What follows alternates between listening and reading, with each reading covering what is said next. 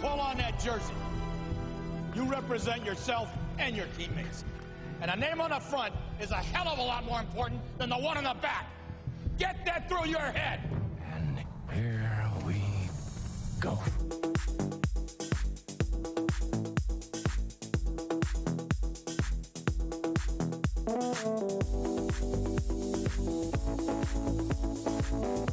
And it is no good. He missed it. Are you kidding me? The season can't end like that.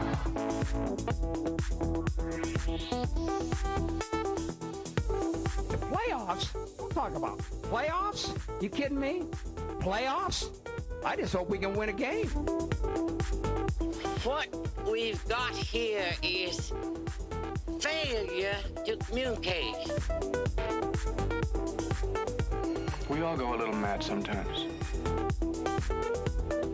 Some goofball in a hat and a red shirt. Now he takes off the shirt. He's running down the middle by the 50.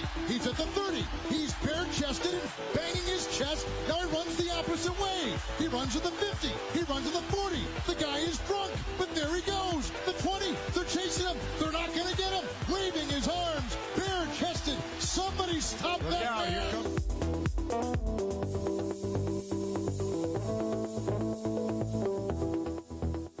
Good evening, everybody. Welcome to another edition of NETMA. Welcome to the program. I'm your host, Tyler Falk. Welcome to a Wednesday edition, of course, on Wednesdays, or typically on Wednesdays, on a full 5-day week schedule.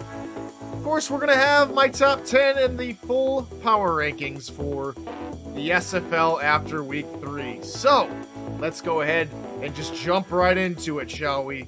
Here after week 3 going into week 4. Starting at number 10, a couple teams. Let's start with L. Dropped out of the power rankings. Los Angeles isn't one of them. Again, Sully Richardson is going to give and taketh away, and he's going to win some games for the Lycans. And as we saw against San Diego, he's going to lose games for the Lycans. A couple of picks. He did come alive late on that football game, but the Lycans sitting at number 10, they drop a couple spots, and that allows a few teams to potentially get into the top 10. So maybe your team's sitting there. So moving right along then to number 9, and Lone Star is going to stick right where they were at number 9 after jumping into the top 10 with a furious display in the opening 2 weeks. And in week 3, they place DC, and they have an absolute bang buster of a match against DC. That was spectacular. Ace Fennick and everybody played spectacular. That run defense looks a little suspect, if you ask me, especially going up against Kevin Say. I think they were a little ill-prepared for the rushing attack. I don't think they expected Kevin Say to go off on them like they did, or that they tried a game plan for it, and Kevin Say was just that good of a player. I think it's going to go to the fact that Kevin Say is that good of a player, and he's, for a little bit, he's shown spurts of his athleticism in his opening few seasons, but I think Kevin Say is one of the premier running backs right now in the league, especially with how he's playing in Destro system. So Lone Star stick around at number 9. One of the newcomers to the top 10, and that's San Diego. Yes, the Mavs make it into the top 10. They slot in at the ace spot, taking over for one of the teams that start with an L. San Diego, like I said yesterday, the most surprising team. They got that award over on the quarter season festival show on Tuesday. And San Diego's offense is completely different and completely revamped, and it's fun to watch.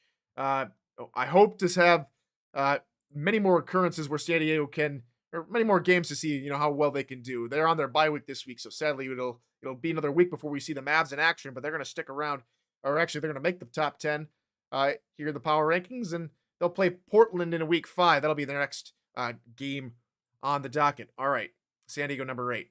On to number 7, another team jumping in. That's going to be St. Louis. And to beat Atlanta in Atlanta is no small feat. That's their first time ever doing such a feat. And that's allowing only, less than 200 passing yards to Bryant Dynasty and only 0 touchdowns, if I remember correctly, if I have my stats right. But St. Louis, that passing defense is no joke. I was talking about them yesterday. I think they're my best defense. Not including Baltimore, of course, but St. Louis, number 7 in the power rankings. That defense is going to be tough to play against this season. They've really come out of their shell. Hopefully it continues for them. That offense needs to maybe turn another gear to support them. But St. Louis, they're also on their bye week, but they jump into these power rankings at number 7. Okay, number 6, DC. And don't get me wrong, DC played a fantastic game. The defense, allowed a lot of points, but their offense scored a whole bunch thanks to Kevin Say, thanks to a Kanye Rockefeller kick return touchdown. But how far can the Dragons go? Are they going to play at the same rate of speed that they've done in these first 3 games?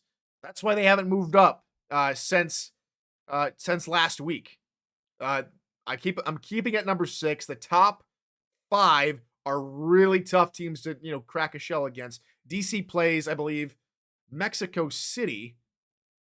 They play Mexico City this week, and that'll be I think that's going to be another true test for them. They played Lone Star. They went hammer and tongue with Lone Star, and they came out victorious. Can they go hammer and tongue with Mexico City and come out firing in that football game as well? So for now, DC stick around at 6.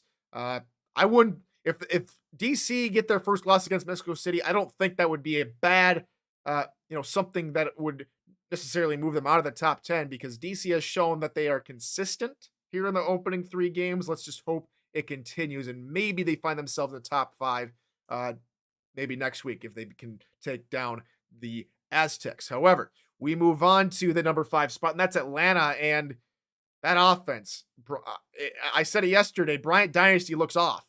The offense looks off.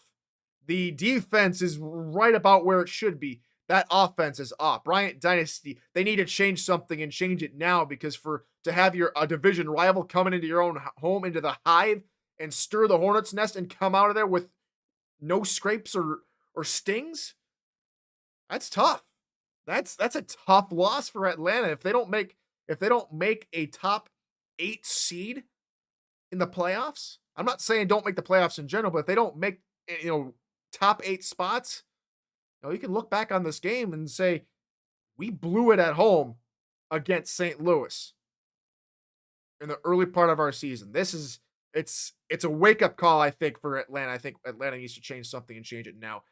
For now, they stick around at number 5 here this week. On to the top 4, and it's the team we were talking about with DC. That's Mexico City, and for Mexico City, they're in the thick of it now. They are in the toughest part of their schedule so far. Mexico City, coming off of London, they took down the Knights. Now they play DC in DC, Baltimore in Baltimore, and Lone Star at home. They are one of the teams that have the longest stretch of games before their first bye week in week 7.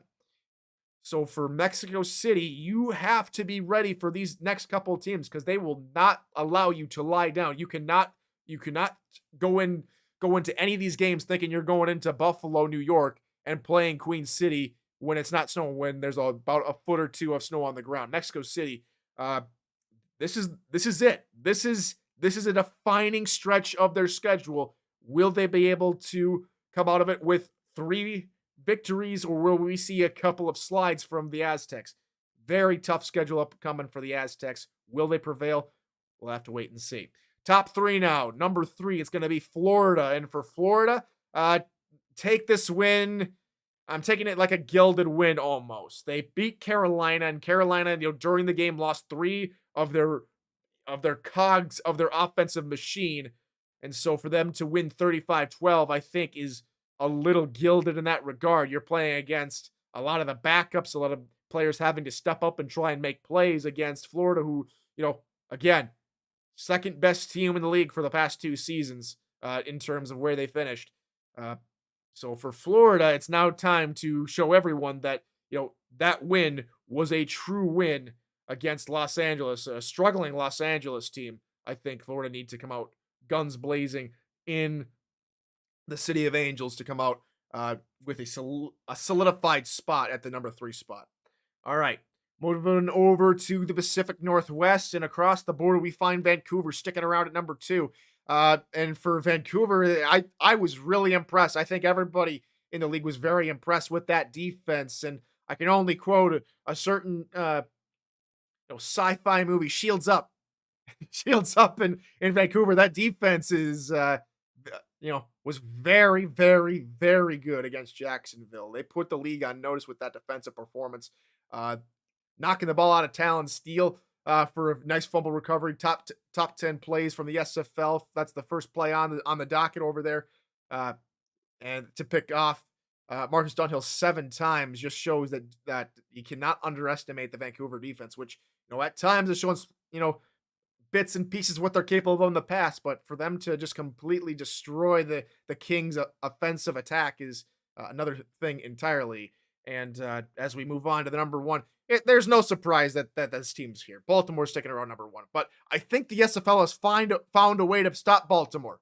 The one thing that can stop Baltimore are bye weeks, because they don't have to play.